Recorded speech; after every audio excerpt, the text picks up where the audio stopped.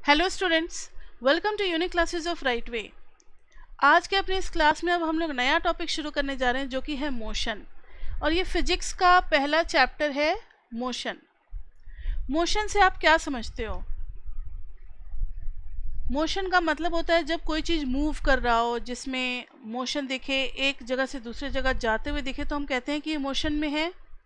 जैसे अभी ये मेरा हैंड मोशन में है क्योंकि आपको ये एक जगह से दूसरी जगह जाते हुए दिख रहा है, लेकिन अभी ये हैंड क्या हो गया, मोशन में नहीं है। कभी कोई चीज़ किसी चीज़ के रिस्पेक्ट में मोशन में हो जाता है, कभी नहीं होता। ठीक है, तो जैसे अब इस हाथ को अगर देखोगे तो हम लोग अपने रिस्पेक्ट में देख रहे हैं तो ये क्या है, रेस्ट में है। लेकिन सन के रिस्पेक्ट में देखोगे तो हम लोग अर्थ के ऊपर है और अर्थ मूव कर रहा है, तो ये भी क्या कर रहा है बताओ, मेरा हैंड भी सन का चारों तरफ चक्कर लगा रहा है, तो हैंड में मूव कर रहा है। तो किस चीज़ के रेफरेंस में आप मोशन देखते हो ये डिपेंड करता है।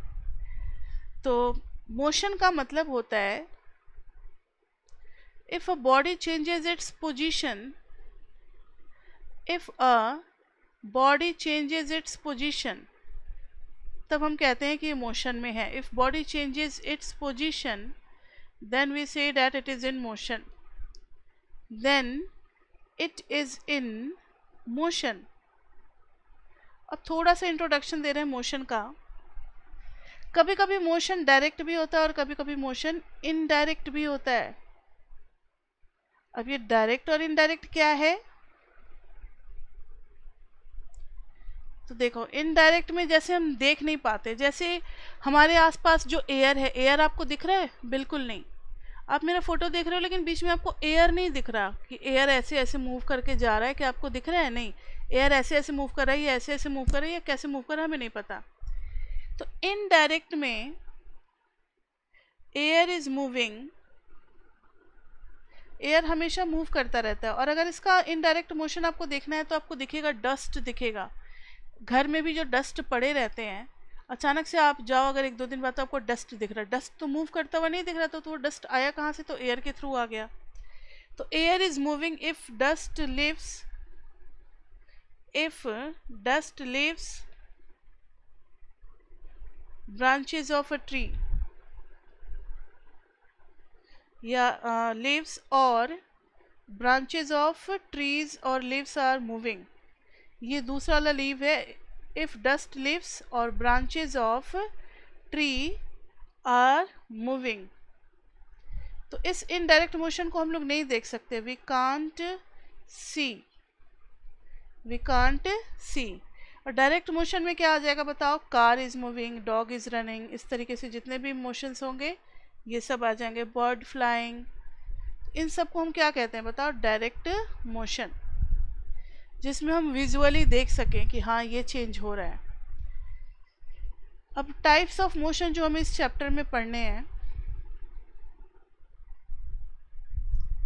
Types of motion, types of motion में है, चार टाइप के मोशन है। पहला है लीनियर। लीनियर मोशन मतलब एक सीधा सीधा रास्ता है, बस उस पर मूव करते जा रहे हैं, ये है, ये गाड़ी है, ये मूव कर रही है, बस लीनियर मोशन। ठीक है। दूसरा है सर्कुलर। कोई सर्कुलर फील्ड है और उसके चारों तरफ हम लोग मूव कर रहे हैं। ठीक है। या फिर सन ऑर्बिट में मूव कर रहा है, अर्थ वगैरह, ये सारी कुछ, तो ये सब सर्कुलर मोशन में आता है। फिर है रोटेशन।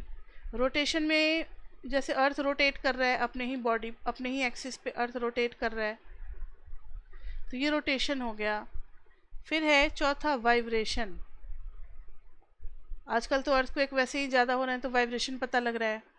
तो वाइब्रेशन में जैसे मोशन होता है ना, वाइब्रेट करता है, क्लॉक वगैरह वाइब्रेट करता है, पेंडुलम को आपने वाइब्रेट करते हुए देखा होगा। तो ये सारे क्या होते हैं, किस में, वाइब्रेशन में, पीरियोडिक। हाँ, टाइप्स ऑफ मोशन में वाइब्रेशन के अंदर ही आ जाएगा पीरियोडिक मोशन में ना, इसी के अंदर आ जाएगा पीरियोडिक मोशंस। ठीक है। Periodic motions, SHM, simple harmonic motion वगैरह, वाइब्रेशंस वगैरह सब इसी के अंदर आ जाते हैं। तो वाइब्रेशन में भी आप देखते हो ऐसे टू एंड फ्रो मोशन होता है, तो पीरियोडिक मोशन भी उसी में आ जाता है। तो अब हम लोग मोशन में, ये तो हो गया types of motion according to the path they are following, किस पाथ पे वो मूव कर रहे हैं या किस टाइप का उनका मूवमेंट है। अब है दूसरा, मोशन को एक और तरीके से डिफाइन किया गया, some motions are called controlled, some motions are called uncontrolled. तो कंट्रोल्ड और फिर दूसरा है अनकंट्रोल्ड। जिसको हम कंट्रोल कर सकते हैं वो हो गया कंट्रोल्ड में। कुछ एग्जांपल दे सकते हो, जैसे विंड मिल्स, विंड मिल्स को हम कंट्रोल कर सकते हैं, जब ऑन करेंगे तभी चलेगा। हाइड्रो इलेक्ट्रिसिटी, इलेक्ट्रिसिटी में भी जब तक हम स्विच ऑन करेंगे तभी तक चलेगा, तो ये सब कंट्रोल किया जा सकता है। ट्रेन्स, ऑटोमोबाइल्स एट्सेट्रा, इन सबको किस में, किस कैटेगरी में डाला गया है, कंट्रोल्ड में। अनकंट्रोल्ड में जैसे नेचुरल कैलामिटीज़, नेचुरल कैलामिटीज़ का कुछ का नाम बताना। हाँ, नेचुरल कैलामिटीज़ वो हम कंट्रोल नहीं कर सकते, जैसे अर्थक्वेक हो गया, फ्लड हो गया, सुनामी हो गया, अर्थक्वेक, फ्लड हो गया, सुनामी, बहुत सारे नाम हो गए, अब तो सबको पता ही है, स्टॉर्म वगैरह, हरिकेन वगैरह, ये सब हो गए। ये सब क्या हो गए बताओ, अनकंट्रोल्ड। अनकंट्रोल के साथ क्या है कि ये इंडेंजर्ड है, ह्यूमन काइंड के लिए क्या है, इंडेंजर्ड है, ये बहुत नुकसान पहुंचा सकते हैं। और ये क्या होता है, कंट्रोल्ड हेल्पफुल, यानी कोई मोशन को अगर कोई चीज़ कंट्रोल्ड वे में है तो हम उससे काफ़ी ज़्यादा यूज़ ले सकते हैं, तो वो हमारे लिए हेल्पफुल बन जाता है।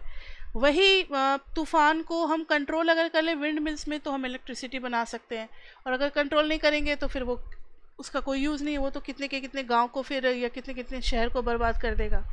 तो कंट्रोल्ड और अनकंट्रोल्ड मोशन, कंट्रोल्ड मोशन से ही हम हेल्प ले सकते हैं, काफ़ी कुछ इन्वेंशंस वगैरह सब कुछ इसी पे डिपेंड करते हैं। ठीक है, तो ये तो हो गई बात। अब हम लोग अपने टॉपिक पे आ रहे हैं। मोशन जब भी होगा तो with reference to some point होगा, motion with reference to some point, मतलब कि कोई ना कोई तो ओरिजिन होगा जहाँ से हम लोग मेज़र कर रहे होंगे। अब डिस्टेंस, डिस्टेंस के बारे में क्या जानते हो बताओ। कोई पूछे कि व्हाट इज डिस्टेंस तो क्या बोलोगे, length covered by a body. Distance के बारे में क्या बोलोगे, length covered by a body is called distance, covered by a body, covered by a body, इसको कहते हैं डिस्टेंस। टाइम तो आपको पता ही है, समय को तो डिफाइन भी नहीं किया जा सकता है। स्पीड, स्पीड क्या हो जाता है बताओ, डिस्टेंस बाय टाइम, तो distance per unit time, 1 minute या 1 सेकेंड या 1 घंटे में आपने कितना डिस्टेंस कवर किया, distance covered in 1 unit of time, covered in 1 unit of time। Time का ऐसा यूनिट क्या होता है, सेकेंड। तो स्पीड को मीटर पर सेकेंड में भी मेज़र किया जाता है, कभी कभी किलोमीटर पर आवर में भी मेज़र करते हैं। किलोमीटर पर आवर में तब वहाँ पे यूनिट ऑफ टाइम हम लोग क्या ले रहे होंगे बताओ, आर ले रहे होंगे। मीटर पर सेकेंड में क्या ले रहे होंगे, सेकेंड ले रहे होंगे। कभी कभी डेज, कभी कभी मंथ, ऐसे भी स्पीड मेज़र किया जा सकता है, तो वो डिपेंड करता है। तो एक फॉर्मूला अभी तक हमें मिला, वो है speed is equal to distance by time. तो इसको हम अपने बॉक्स में बंद कर लेंगे, क्योंकि इसका यूज़ होगा आगे। फिजिक्स में जितने भी फॉर्मूले होते हैं उनको बॉक्स में बंद करने की आदत डाल लो। इसका मतलब है इस बॉक्स के ऊपर ज़्यादा पढ़ने की ज़रूरत नहीं है, न्यूमेरिकल के पॉइंट ऑफ व्यू से खाली बस बॉक्स देख लिया, आप न्यूमेरिकल कर सकते हो। ठीक है, फिजिक्स में पढ़ते समय 2 टाइप का स्टडी करना पड़ेगा, एक तो न्यूमेरिकल बेस्ड और एक थ्योरी बेस्ड। तो बच्चों को न्यूमेरिकल में ही ज़्यादा प्रॉब्लम आती है। ये हो गया स्पीड। अब आते हैं हम लोग मैग्नीट्यूड, डिस्प्लेसमेंट वगैरह इन सब पे आते हैं। मैग्नीट्यूड क्या होता है, मैग्नीट्यूड मतलब हाउ मच, मैग्नीट्यूड का मतलब होता है हाउ मच, मतलब क्वांटिटी। अब अगर मैंने क्या कि मैंने 5 किलोमीटर इन नॉर्थ ट्रैवल किया है, नॉर्थ डायरेक्शन में ट्रैवल किया है, तो बताओ मैग्नीट्यूड मैंने कितना कवर किया। हाँ, तो मैग्नीट्यूड कितना है बताओ, 5 किलोमीटर। और डिस्टेंस क्या है, नॉर्थ है। डिस्टेंस क्या है बताओ, नॉर्थ है। तो मैग्नीट्यूड हो गया 5 किलोमीटर और डिस्टेंस हो गया हमारा नॉर्थ। अब अगर किसी क्वांटिटी के पास मैग्नीट्यूड और डायरेक्शन दोनों हो तो उसको कहते हैं हम लोग वेक्टर क्वांटिटी। तो डिस्प्लेसमेंट पे अब आ रहे हैं। तो displacement it is a vector quantity, it is a vector quantity. और ये जो है इसको हम कहते हैं it is the shortest distance between initial and final point of the motion. It is the shortest distance between initial and final position, between initial and final position. अब distance और डिस्प्लेसमेंट में क्या फ़र्क है ये हमें सीखना है। तो चलो एक डायग्राम बनाते हैं।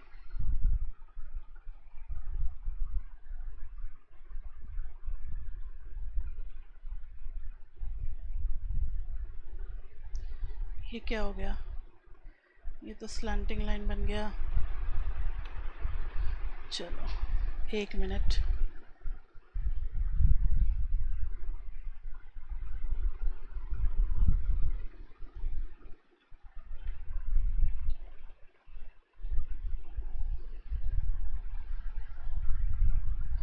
चलो कोई बात नहीं, ये मैंने लाइन बना ली। अब है, ये था इनिशियल पॉइंट ओ, ये था इनिशियल पॉइंट। एक बार और ट्राई करते हैं।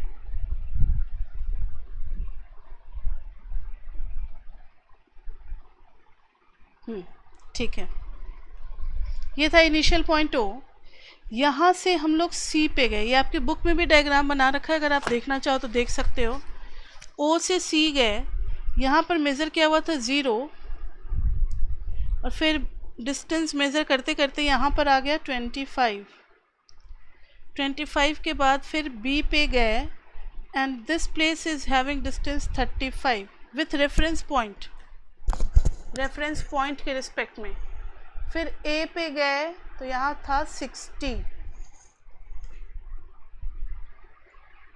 अब ध्यान से सुनना, ये जो 0 से 25 है वो पूरा यहाँ से यहाँ तक है 25। फिर 0 से ही यहाँ तक क्या है बताओ, 35। समझ में आ रहा है डिस्टेंस। फिर यहाँ से यहाँ तक है 60, जो भी वो मीटर में है या जैसे किलोमीटर में दिया हुआ है तो kilometre kilometre kilometre kilometre. Question में पूछा है कि वो गया पहले, जो भी बॉय या गर्ल था, फ्रॉम ओ से सी गया, देन बी गया, देन ए गया, देन वापस सी चला गया। तो फाइंड डिस्टेंस एंड डिस्प्लेसमेंट।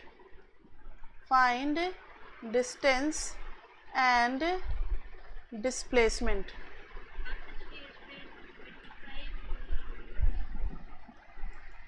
ठीक है, तुम्हारी आवाज़ ना बहुत स्लो होकर के आ रही है।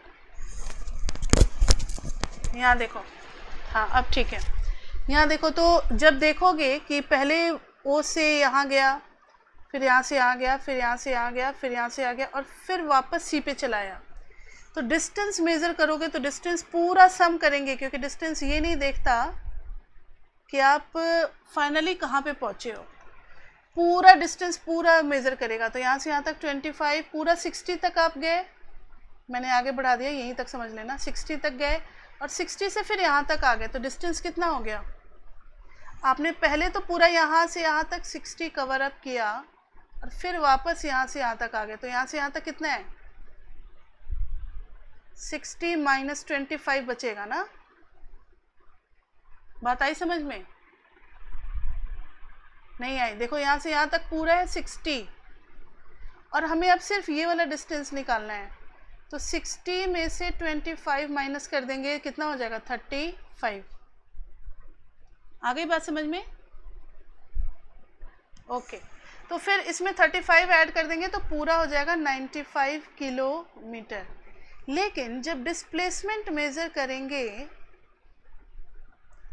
तो डिस्प्लेसमेंट सिर्फ इनिशियल और फाइनल पोजीशन देखेगा, बस ये और ये। कहेगा नहीं आपने चाहे जितनी भी मेहनत की हो, मुझे तो सिर्फ 25 किलोमीटर ही नज़र आ रहा है। कुणाल शर्मा, ये इस क्लास के लिए नहीं होगा। टाइम कितना हो गया? नहीं, ठीक है। तो ये हो गया हमारा डिस्प्लेसमेंट, कितना हो गया? 25 किलोमीटर। ठीक है, तो ये हो गया डिफरेंस बिटवीन डिस्टेंस एंड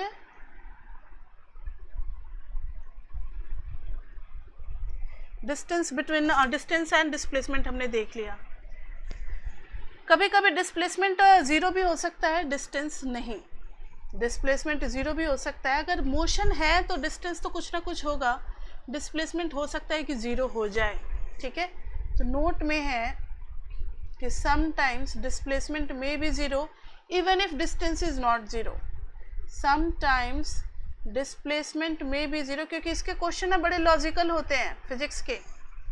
ये सेल वॉल या सेल मेम्ब्रेन जैसा तो है नहीं कि जो लिखवा दिया वही रटना और वही एग्जाम में भी लिखना है, इसमें अपना भी दिमाग लगाना पड़ता है फिजिक्स में। तो sometimes displacement may be zero, इसलिए इसको बहुत अच्छे से डीपली समझो। बट डिस्टेंस में नॉट बी ज़ीरो। हो सकता है कि डिस्टेंस ज़ीरो ना होते हुए भी डिस्प्लेसमेंट क्या आ जाए? ज़ीरो आ जाए। अब इसके बाद से है एक्टिविटी है 8.3 जो कि आपके बुक में है। एक्टिविटी क्या, ये क्वेश्चन ही है, देखना ज़रा। 8.3 एक्टिविटी,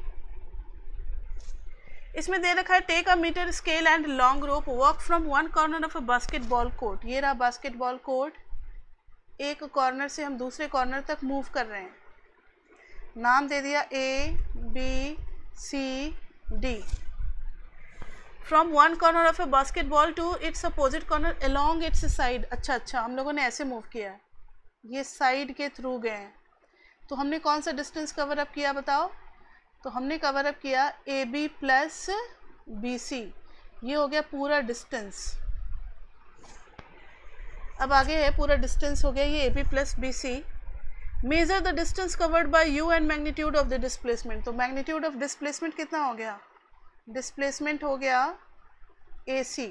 मतलब हाँ, किसी भी फील्ड में अगर स्क्वायर का फील्ड है तो डिस्प्लेसमेंट हो जाएगा, अगर एक कॉर्नर से दूसरे कॉर्नर पे गए हो तो डायगोनल का लेंथ हो जाएगा डिस्प्लेसमेंट, जबकि जितना भी आपने साइड्स वगैरह के थ्रू गए हैं तो उस पूरे साइड का सम हो जाएगा डिस्टेंस। इसी पे एक क्वेश्चन आगे है, इसलिए इन्होंने यहाँ पे समझा दिया है। पूछा है कि what difference would you notice between the two in this case. Difference बता सकते हो क्या होगा, कौन सा छोटा होगा, डिस्प्लेसमेंट या डिस्टेंस? हाँ, क्योंकि ये डायगोनल ऑफ क्यूब या डायगोनल ऑफ स्क्वायर या फिर रेक्टेंगल का हो तो वो बाकी दोनों साइड के सम से क्या होता है? छोटा ही होता है। फिर उसके बाद से है 8.4। 8.4 को तो चलो ऐसे ही डिस्कस कर लेते हैं, कुछ उसमें ज़्यादा नहीं है। आपने गाड़ी में जब ट्रैवल किया होगा तो गाड़ी में देखते होगे मीटर, आगे में मीटर लगा होता है, उस मीटर का रीडिंग कभी पढ़ना। 8000 किलोमीटर, 82,000 किलोमीटर, इस तरीके से लिखा हुआ आता है, जबकि वो गाड़ी आपके पार्किंग से निकल करके गई, चक्कर लगा करके वापस अपने जगह आई है, तो डिस्प्लेसमेंट क्या हो गया वहाँ पर? तो डिस्प्लेसमेंट क्या हो गया वहाँ पे बताओ? ज़ीरो। तो एक बात तो क्लियर है कि ओडोमीटर जो होता है वो क्या मेज़र करता है, डिस्टेंस या डिस्प्लेसमेंट? वो डिस्टेंस मेज़र करता है। अगर डिस्प्लेसमेंट मेज़र करता तो हमेशा वो ज़ीरो ही शो करता जब भी वो खड़ी रहती है अपने पार्किंग में। तो पूरा चक्कर लगा करके आगे फिर ज़ीरो, फिर पूरा चक्कर लगा करके आगे फिर ज़ीरो, क्योंकि जहाँ से शुरू किया था वहीं पहुँच गया। ऐसा तो होता नहीं है, उसमें तो हमेशा ऐड ऑन होता जाता है। तो वो हमेशा ओडोमीटर क्या मेज़र करता है? डिस्टेंस। ओडोमीटर कभी भी डिस्प्लेसमेंट मेज़र नहीं करता। ठीक है, उसके बाद से कुछ क्वेश्चंस हैं बुक में, इन टेक्स्ट क्वेश्चंस हैं, तो इन टेक्स्ट क्वेश्चन को फटाफट देखें हम लोग। पहला है, फिजिक्स में ना क्वेश्चन छोड़ नहीं सकते, क्वेश्चन करते हुए आगे बढ़ना होता है, क्योंकि कुछ कॉन्सेप्ट हो सकता है कि उस क्वेश्चन में हो जो कि आगे के टॉपिक के लिए हमें ज़रूरी है। तो पेज नंबर 100 पे क्वेश्चन नंबर 1 करने जा रहे हैं हम लोग। An object has moved through a distance. Can it have zero displacement? If yes, support your answer with an example. जहाँ से चले थे फिर वहीं वापस पहुँच गए तो हो नहीं गया, डिस्टेंस तो है लेकिन डिस्प्लेसमेंट क्या हो गया, ज़ीरो. तो आप एग्जाम्पल में क्या कहोगे, when we move to a stationery shop near my home and come back to home then I have covered some distance but have not covered any displacement. ठीक है, समझ में आ रही है, सुनाई दे रहा है? Okay, now question number 2. Book खोली है तुमने सामने में? अच्छा ठीक है, कोई बात नहीं, बुक नहीं है तो भी कहीं जाने की जरूरत नहीं है. देखो यहाँ पर, a farmer moves along the boundary of a square field. एक स्क्वायर फील्ड है, उसके बाउंड्री पे मूव कर रहा है farmer. Square field of side 10 metre, 10 metre का साइड है और पूरा मूव करने में लगता है 40 सेकेंड. पूरा मूव करने में लगता है 40 सेकेंड, यानी पूरा 40 मीटर कवर करता है 40 सेकेंड्स में. What will be the magnitude of displacement of farmer? मतलब हमें डिस्प्लेसमेंट निकालना है कब? After 2 minutes and 20 seconds. अब जरा दिमाग लगाओ, समझ में आ गया क्वेश्चन क्या है? एक चक्कर लगाने में स्क्वायर फील्ड का लगता है 40 सेकेंड, तो 2 मिनट 20 सेकेंड्स बाद वो कितना डिस्टेंस कवर करेगा और कितना डिस्प्लेसमेंट कवर करेगा, दोनों निकालना है हमें. तो चलो देखते हैं. पहले टोटल नंबर ऑफ सेकेंड्स निकाल ले, कितना होगा? तो नंबर ऑफ सेकेंड्स कितने हो जाएंगे? 2 मिनट इंटू 60 प्लस 20 कितना हो गया? 120 प्लस 40 160 सेकेंड्स हो गए. 60 इंटू 20 140 हो गया ना, 140 सेकेंड्स हो गए. अब देखना ज़रा, एक बार उसने शुरुआत की, देखो एक बार शुरुआत की 40 सेकेंड कंप्लीट, फिर दूसरी बार शुरुआत की फिर 40 सेकेंड्स कंप्लीट, 80 हो गए टोटल. फिर तीसरी बार शुरुआत की 120 हो गए पूरे. अब फिर 20 सेकेंड में वो यहाँ तक पहुँचेगा. आगे बात समझ में? This is A and this is B. तो 3 चक्कर लगाए, 43 जा 120, तो डिस्टेंस क्या हो जाएगा? डिस्टेंस हो जाएगा 3 टाइम्स पेरीमीटर प्लस 2 साइड्स का सम. तो पेरीमीटर कितना है? 3 इंटू 10 4 जा 40 मीटर और प्लस 2 साइड्स का कितना हो गया? 20 मीटर. तो डिस्टेंस हो गया 10 4 जा 40, 43 जा 120, तो 120 और प्लस 20 140 मीटर डिस्टेंस हुआ. लेकिन डिस्प्लेसमेंट कितना हुआ बता सकते हो? डायगोनल. तो ये 10 और ये 10, तो डिस्प्लेसमेंट के लिए ऐसे बना लेंगे, ये 10 है ये 10 है, तो बाय पाइथागोरस थ्योरम ये क्या हो जाएगा? रूट अंडर 100 प्लस 100 यानी कि रूट अंडर 200. तो डिस्प्लेसमेंट कितना हो जाएगा बताओ? ए बी, जो कि डायगोनल है, तो A B is equal to क्या हो जाएगा? बाय पाइथागोरस थ्योरम 10 का स्क्वायर प्लस 10 का स्क्वायर, जो कि आ जाएगा root under 200 metre. Clear? Okay. अब क्वेश्चन नंबर 3 में आपको जवाब देना है. क्वेश्चन नंबर 3 में है, which of the following is true for displacement? Displacement के लिए it can not be zero. क्या ऐसा हो सकता है कि डिस्प्लेसमेंट कभी भी जीरो ना आए? फॉल्स बोलेंगे इसको. ठीक है, नहीं जीरो तो हो सकता है, इट कांट बी जीरो, तो ये तो सही बात नहीं है. Its magnitude is greater than the distance travelled by the object. क्या डिस्प्लेसमेंट कभी भी डिस्टेंस से ज़्यादा आ सकता है? No ma'am. ठीक है, तो इन्होंने बोला है its magnitude is greater than the distance, तो फॉल्स लिखेंगे ना. क्योंकि डिस्प्लेसमेंट ज़्यादा से ज़्यादा क्या हो सकता है, इक्वल हो सकता है या फिर कम हो सकता है, ज़्यादा तो कभी भी नहीं होगा। क्लियर? ठीक है, तो इंट्रोडक्शन तो अब हो ही गया है चैप्टर का, डिस्टेंस डिस्प्लेसमेंट हम लोग समझ गए हैं। अब थोड़ा हम लोग पढ़ेंगे ये uniform motion and non uniform motion.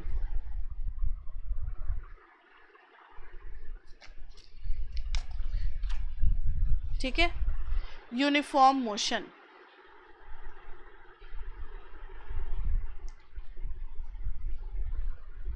And non uniform motion. Non uniform motion, तो चलो देखते हैं। यूनिफॉर्म मोशन का है कि अगर वो इक्वल डिस्टेंस ट्रेवल करता है इन इक्वल इंटरवल ऑफ टाइम तो हम उसको कहेंगे यूनिफॉर्म मोशन है। When a body travels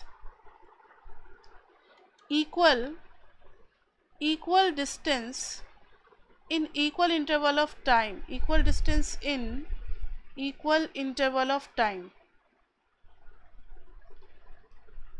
then वो कहलाएगा यूनिफॉर्म मोशन। और कभी बहुत फास्ट कभी बहुत स्लो, इस तरीके से जो रफ ड्राइविंग करता है, जो रैश ड्राइविंग करता है, वो क्या कहलाएगा, नॉन यूनिफॉर्म मोशन। मतलब पहले 10 मिनट में कुछ और डिस्टेंस कवर किया, अगले 10 मिनट में कुछ और, फिर अगले 10 मिनट में कुछ और, तो ये हो जाएगा नॉन यूनिफॉर्म।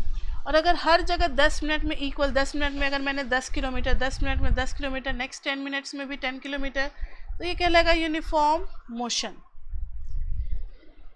अब एक टेबल दिया हुआ है, as the object covers equal distances in equal interval of time, तो ये हमारा यूनिफॉर्म मोशन होता है। अब इसके लिए एक एक्टिविटी है, आप अपने बुक में भी एक्टिविटी देख सकते हो, टेबल बना रखा है।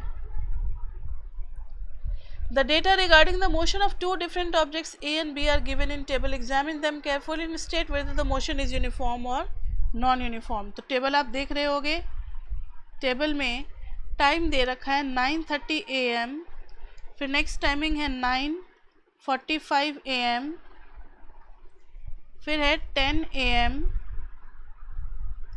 फिर है 10:15 AM, 10:15 AM, फिर है 10:30 AM।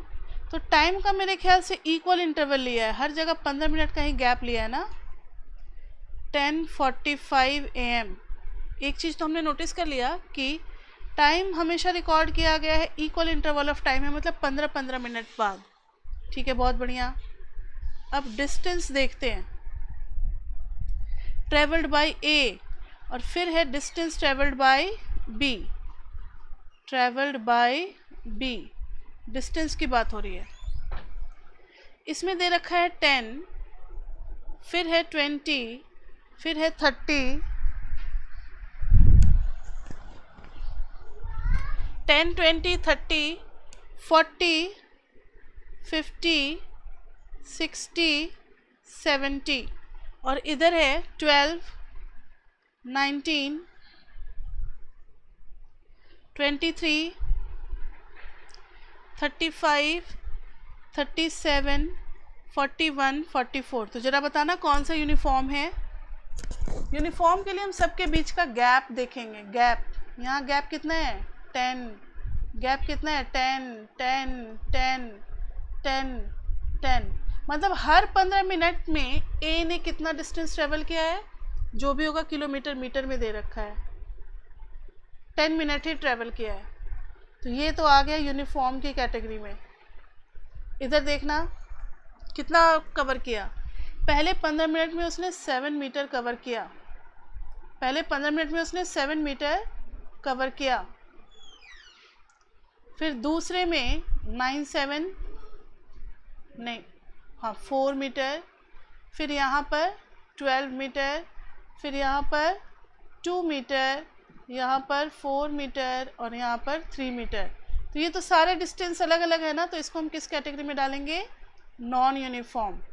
हाँ, तो ये एक्टिविटी करने से अब आपके दिमाग में हमेशा के लिए सेट हो गया यूनिफॉर्म और नॉन यूनिफॉर्म का एक एग्जाम्पल और अब आप किसी भी मोशन को देख करके भले ही डेफिनेशन नहीं बता पाओ कि डेफिनेशन क्या है, लेकिन अगर सिचुएशन होगा तो आप बता दोगे कि कौन सा मोशन यूनिफॉर्म है और कौन सा नॉन यूनिफॉर्म है। तो एग्जाम्पल और न्यूमेरिकल करने का यही फ़ायदा होता है, ठीक है। तो अब है रेट ऑफ मोशन। अब हम लोग पढ़ेंगे रेट ऑफ मोशन। बस थोड़ा सा ही अब स्पीड और वेलोसिटी पढ़ के फिर हमारी क्लास ही ख़त्म हो जाएगी, कोई बात नहीं।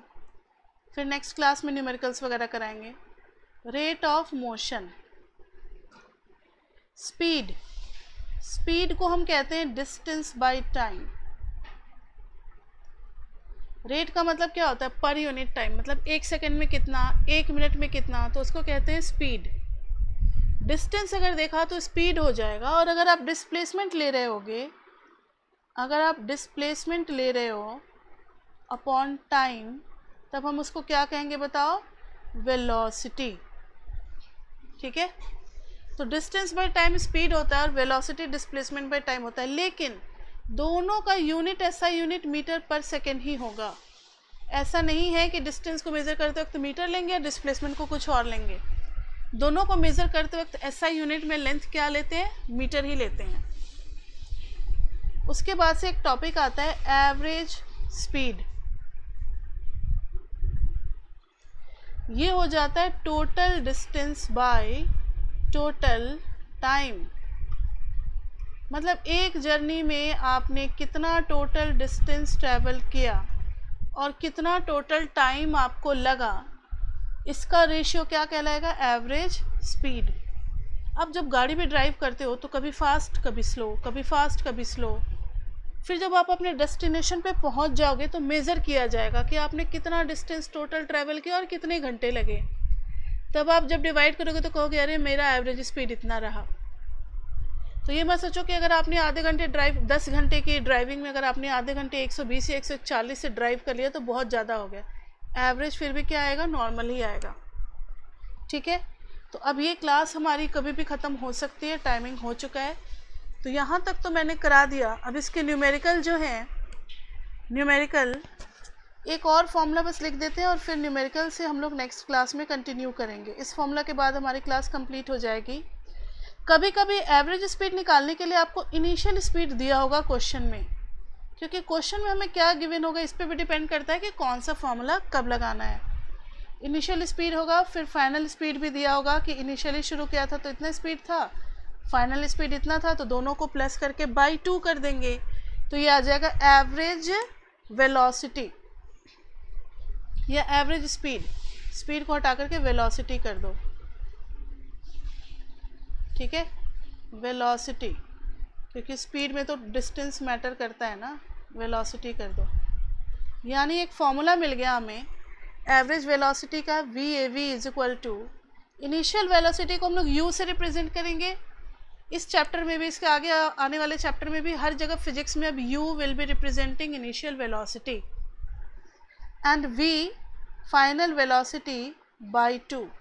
एक और फॉर्मूला हमें मिला एवरेज वेलोसिटी का, ये वाला, अगर इनिशियल और फाइनल वेलोसिटी दिया होगा तब, और एक ये मिला एवरेज वेलोसिटी का total distance by total time, ये हो गया एवरेज स्पीड।